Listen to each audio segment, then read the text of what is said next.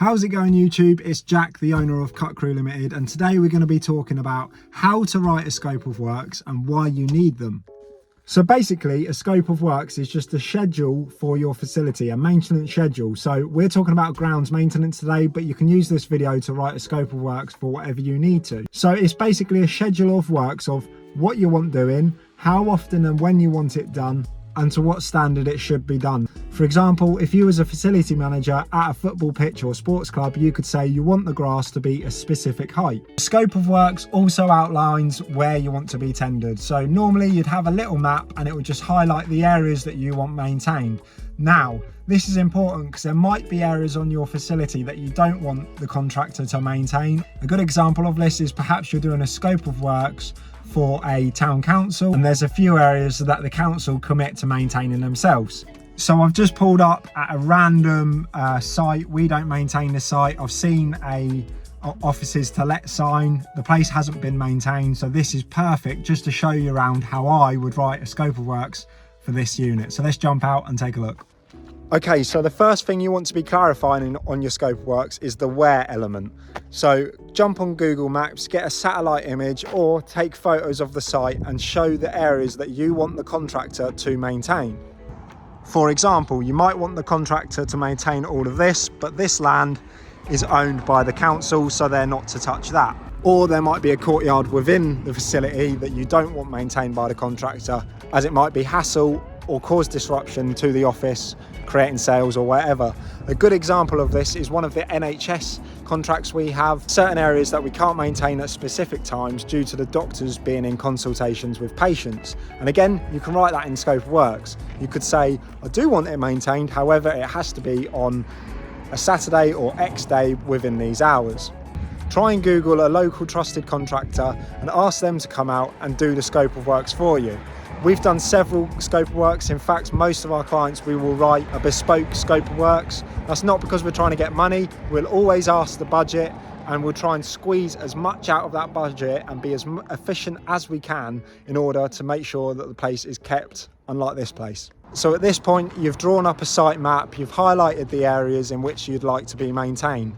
Now we need to move on to the what. So what do you want to be maintained?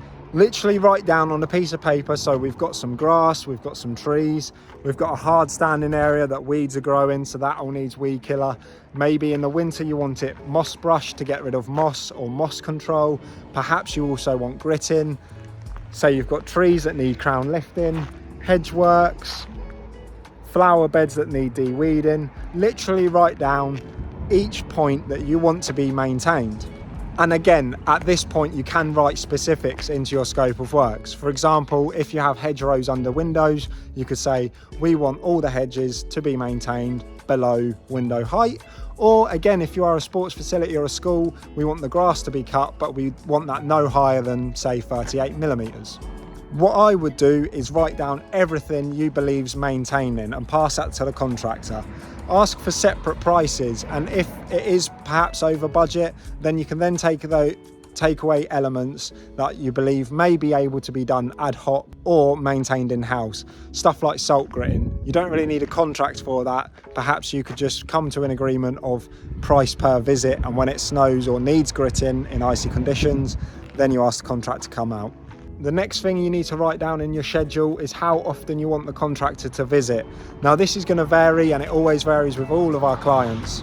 We've got some clients that want us twice a week. We've got some clients that want us once a month. All I would say is grounds maintenance, the outdoor spaces, is your business's first impression. So if this was a sales facility, you'd want this looking really nice, especially if you've got customers coming in that you're trying to sell them a product. But again, I would ask for the contractor's advice and see how they would set it. But me personally, I would say fortnightly, and then you can calculate your visits per year. A top tip is I would always split the season. I'd have my summer visits probably from March until November, and then my winter visits. My summer visits would be more frequent, they'd probably be fortnightly, and my winter visits would be monthly. Now, if you're watching this video from the blog post, I have attached a PDF document, which is an example scope of works. It's nothing fancy. We normally create fancy ones for our customers here at CutCrew. If you're watching this from YouTube, then there'll be a link in the description for the blog, and you can download that and take a look, and it'll give you a better idea of what you need. But the basics for when writing a schedule or scope of works for grounds maintenance is what, where and when. With your when, how often, how many visits, etc. And don't be scared to tell the contractor your budget. When we ask people what their budget is, it can have a negative effect because they think, oh, they're trying to fulfill the budget. But we have saved our clients thousands of pounds coming under budget by adjusting the scope of works to make sure they're one, efficient, and two, we're saving them some money.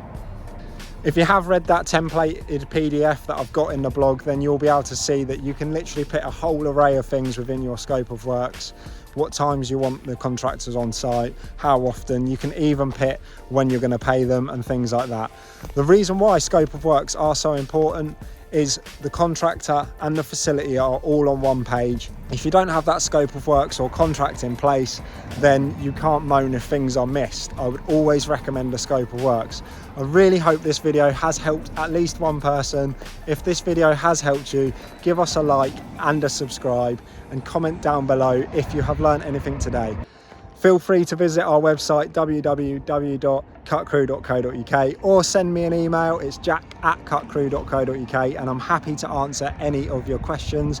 Again, if you do have questions, put them in that comments box. Hope you're all having a great day, and I'll see you in the next video.